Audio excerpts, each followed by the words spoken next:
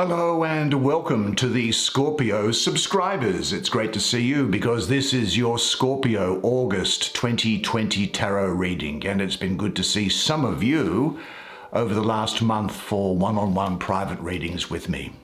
And if you would like to have a private reading yourself, just check out the information that's in the description box below and you can see how easy it is for that to happen. Do you know, a lot of people ask me, what is that picture that's behind me on the wall? Well, we can have a look at it like this. But anyway, let's get your Scorpio August 2020 tarot reading underway, and I'll pull the tarot cards now. I'm just going to take 5 because that's all we'll need, because they are jam-packed with information, as you know, from your continued viewing of this channel. There's the Hanged Man. Now the artwork on this deck is quite interesting. There's the 5 of Cups. This is a deck that you probably have not seen before, or if you have, you would not have seen it often. There's the 2 of Discs, beautiful energy in the center energy there. There's the 6 of Swords.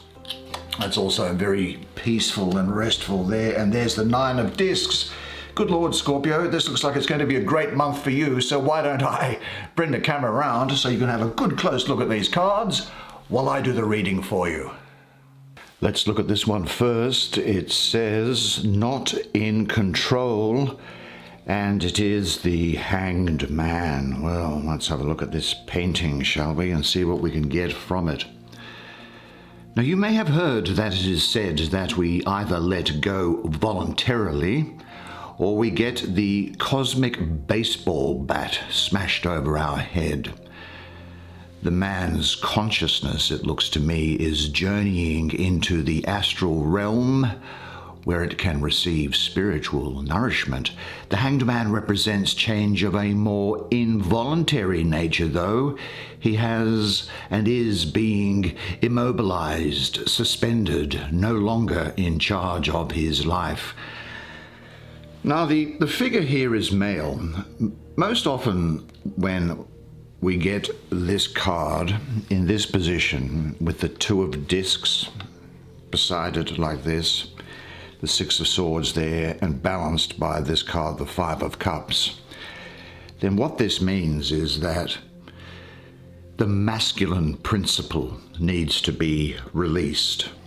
Certainly there are times when the masculine principle is needed, but I don't think that this is one of them.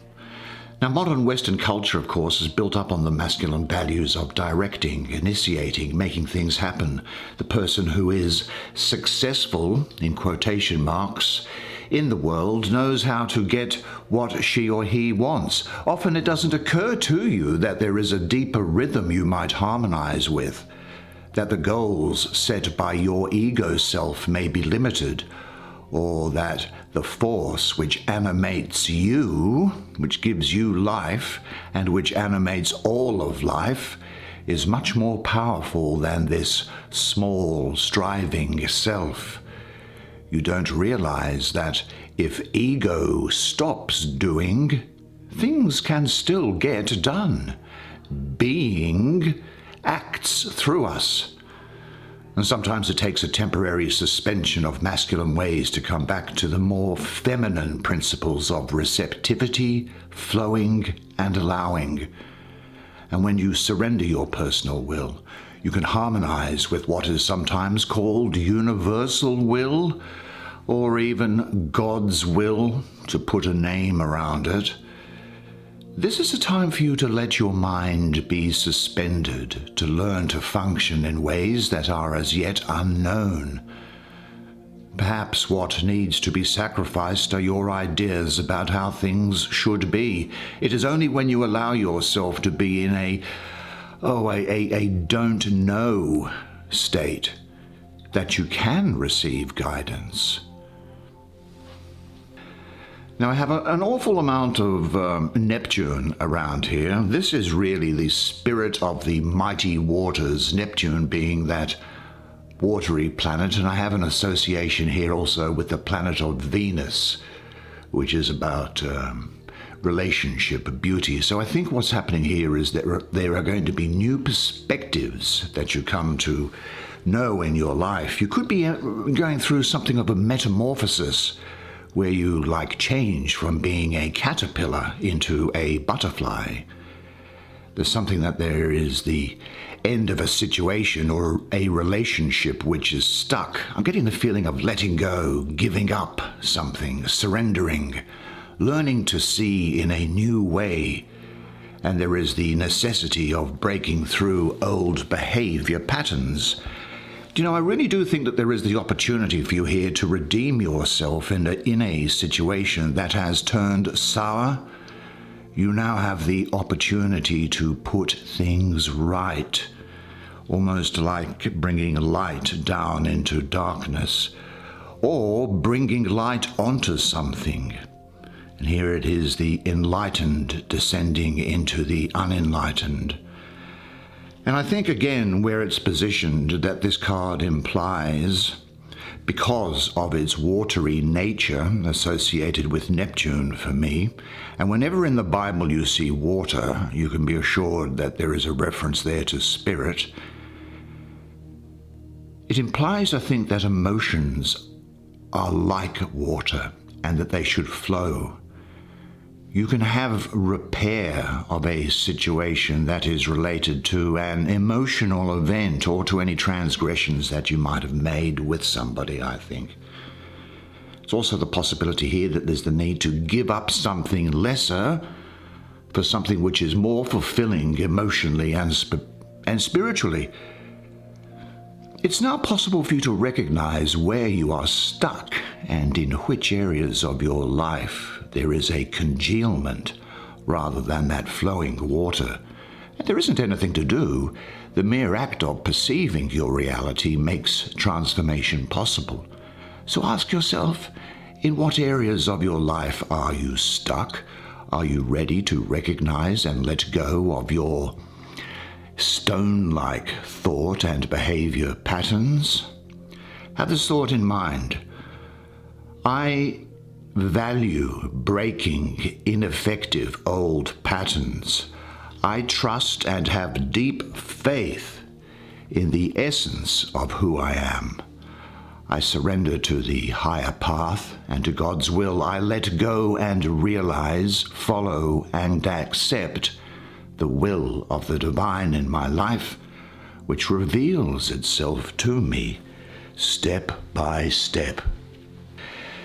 Now, on that theme, isn't it interesting that this card here, the Five of Cups, should appear in the same line at the top of your spread? Now, here's this Five of Cups, and it's entitled Natural Intimacy. The Five of Cups. Well, now the astrology of this is that I have Mars ruling the first decan of your sign, Scorpio. And I also have 5 here, and associated with 5 in numerological terms, I have the planet of Mars again, which is fiery and aggressive and impersonal, a lot of energy and heat. So there's a double dose of Mars sitting above and descending upon the tranquil waters of Scorpio. Now, I guess they've called it natural intimacy because of its sense of comfortable sexuality and the ease with which various energies can circulate. Now, I'm just looking at the woman in the painting is unself-consciously naked and in natural intimacy with the world around her, isn't she? Her male counterparts are the stag and this god Pan, who embodies an earthly sensuality. One expression of this is the seductive strategy, as I call it. It takes a little different form in women than it does in men, but in both, sexual attractiveness and charm are used to bolster a sense of value, to exercise power over people, and to gain or substitute for love. It's easy to lose sight of the fact that while all that sexiness looks intimate, actually it's not. It's a cover, a convenient mask. Any feelings of real vulnerability are actually quickly hidden, I think. Now, men employing the seductive strategy often become pursuers, making advances towards others for the sake of engaging sexually. That's it. Without any real emotional contact. This lack of presence and the insecurity that lies beneath it prevents them from getting the real nourishment that sexual contact can bring. This pattern can become repetitive, leading to a string of conquests that are empty of fulfillment. Now, the seductive woman, on the other hand, may be a bit more passive, luring her suitor through her appearance. She often makes herself up, changing her earthly physicality into something more, well, in some cases, more plastic. She tries to look better than she actually feels. Now, of course, there is a great deal of power in being desired, and those using the seductive strategy capitalize on that. Using seduction to pull the strings of others' desires is not honoring the other, really. Really, it's using them, isn't it? And I think what this energy is doing is it's inviting you to learn more about how you navigate these waters. If you often sexualize your connections, consider a period of celibacy, God forbid, or refraining from seductive behavior just for a while to find out what this strategy is actually hiding, you know? Don't have to go off and become a nun or a monk. Consider how you feel about your desirability separate from the sexual value that others assign to you. Are you being seductive in order to just have sexual contact, or do you want something else? If you engage in the seductive strategy, try not to judge yourself, but rather to hold yourself with some degree of compassion, because the root of this seductive strategy is often a lack of self-love. And I think that with Mars coming in here, this double dose of Mars coming in, it's really talking about the danger that all the heat of Mars is going to evaporate the beautiful waters of Scorpio. But clearly there are things that you're going to do, and let's have a look at them. Let's have a look at this Six of Swords. Structures for the journey. Here we go. Now, just looking at this painting, the thing that strikes and jumps out at me is this six-sided hexagon. Last month, you might recall, we used I Ching symbols in some of the cards, which had 6 lines, and they were known as hexagrams, so hex means 6. Now, this hexagon, incidentally, or a hexagon, is the main geometric building block found in nature. The molecular structure of wood, for example, is hexagonal, as well as the cells in your body. The hexagonal pattern is representative of life-supporting structures. Now, I suppose that this card is called Structures for the Journey because it is about how your daily life structures, those structures in your daily life, how they support your deeper unfoldment. The elements of a journey and structure are both present in this painting. Journey is represented by a figure following a winding path, isn't it? And the structure by the snowflakes, each with a definite, intricate form, whereas the water is formless and represents the flow of life. Snow and ice have a crystalline structure which lets you stand on them or make something with them. Really, I think that this card for you is speaking of earned success. And the reason why I say that is because I have Mercury ruling the second decan of Aquarius. Well, the air planet of Mercury finds itself here in the fixed sign of air, which is Aquarius. Now, in ordinary astrology, Mercury happens to be exalted in Aquarius, which is really good. And it also highlights the intellectual qualities of this card. Aquarius is an air sign which can be seen as sometimes being detached and intellectual by nature. And Mercury's ability to analyze is going to bring you a clear perspective going forward. Now, this astrology here suggests to me something of a detached, balanced assessment is needed of a particular situation. You need to analyze something without bias and without too much emotion to get the right result. Aquarius is also about innovation and originality, and so this energy could also represent communication, which is Mercury, of ideas that are new or even unconventional, but the communication of those ideas in a way which is really simple, straightforward, and well received by other people. I think there's an intellectual clarity through learning from difficult experiences. And you have grown through some tough times, haven't you? And now you have a handle on life and can make intelligent decisions that will benefit your life. There's a greater level of awareness to your thinking, understanding, and your actions. Now, it may well be here also that there is a situation that you really have not been able to come to grips with, but it is now getting better. You are now thinking out a better approach in dealing with things. Trust your insight at this time. Communicate to others in a way that they will understand, and allow the rose to unfold. Think to yourself, the rose of recognition blossoms in my heart. Let's have a look at the central card. Now, the central card is a two of discs, and it's talking about balance in material life. Well, that's always a worthy objective, I suppose. But balance is a dynamic, ever-changing state. It isn't still. It isn't in a stationary position. And I think that this is depicted in this painting, in the flowing energy in the picture. Having dropped her work and household roles for a day, a woman lies naked on the earth, doesn't she? Replenishing herself by the water. The intimate contact with nature restores her, so she can go back and be effective in her world. She understands the need to balance the competing demands in her life.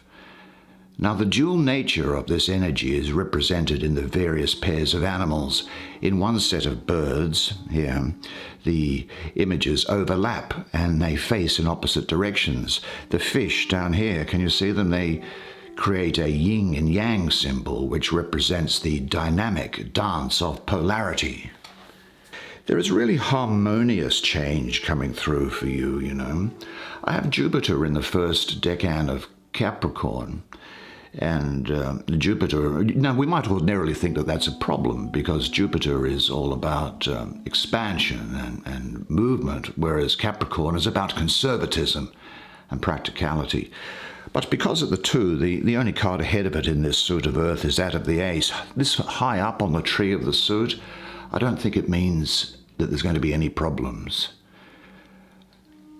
I think that there is a change coming about which is bringing you back to things which are going to allow things to become better. There's movement, flux, there'll be some ups and downs, and growth through change. I also see you doing multitasking, actually quite a heavy workload, interestingly, but you'll be enjoying your work. And there's a welcome change coming which is going to move you into a better place. I think what it's also the case is that you are going to learn to go with the flow in your life and trust in the process of change so that you can find harmony and balance. And there's nothing materially or financially set in stone at the moment, so it's all upside. And this card reminds you to get your day-to-day affairs in order.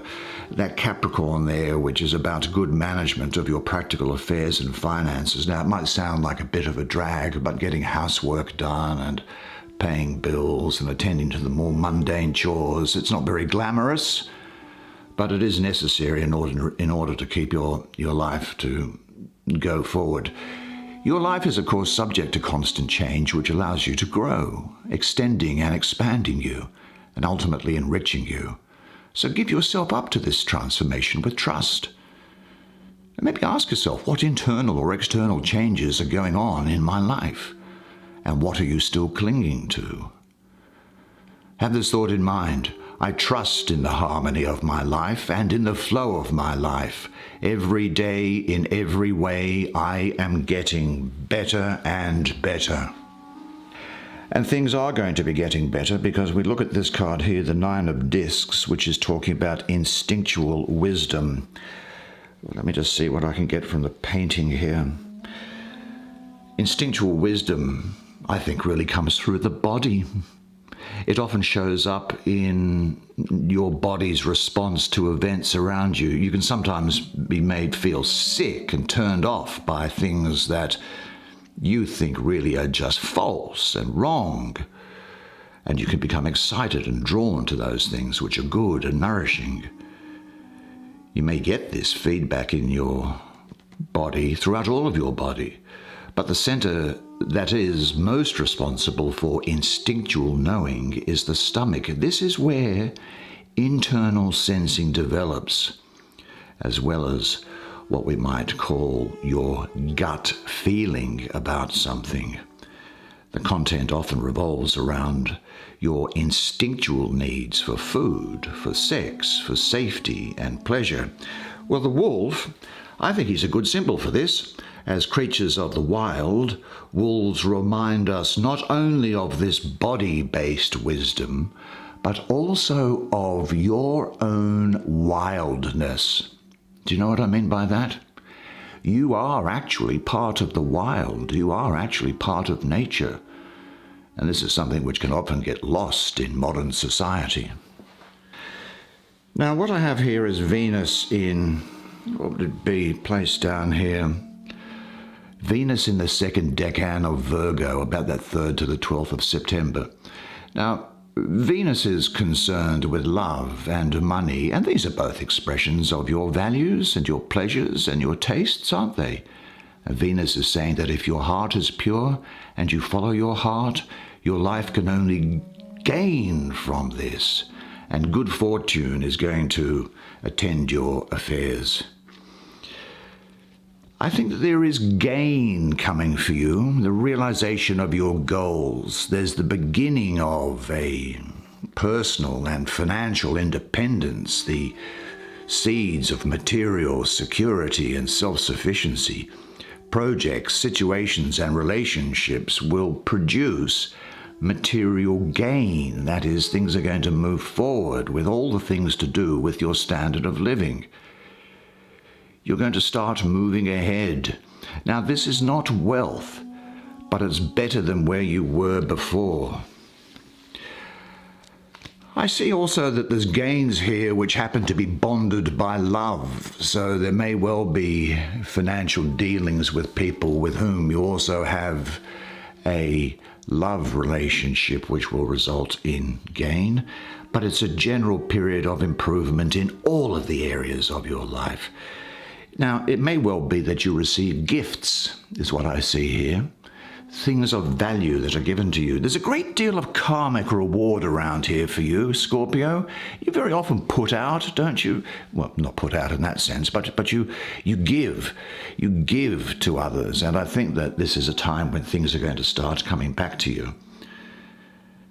If your knowledge and creativity are filled with love, you will gain from all the situations in your life. The more deeply you are engaged, the more comprehensive your insights are going to be.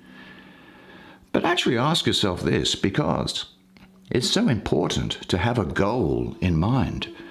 And do you know what is the highest goal in your life? And check carefully whether that which you call gain is actually in full harmony with your ultimate goal. Say this to yourself. Everything that happens today serves my growth. The more I give, the more I receive. Well, what a fantastic spread of cards for you, Scorpio. Well done. that's the way it is for you this month. Well, there you go, the month of August in 2020 for you, and it looks like it's going to be a great month. And I hope you enjoyed that reading as much as I did providing it to you. It's my great pleasure to provide these readings to you, you know. Actually, if you do want to have a personal reading, check out the information that's in the description box below and you can see how easy it is. But in the meantime, I look forward to seeing you again next month. And until then, always remember this, that you are a legend. And I look forward to seeing you again next month. Until then, it's bye for now.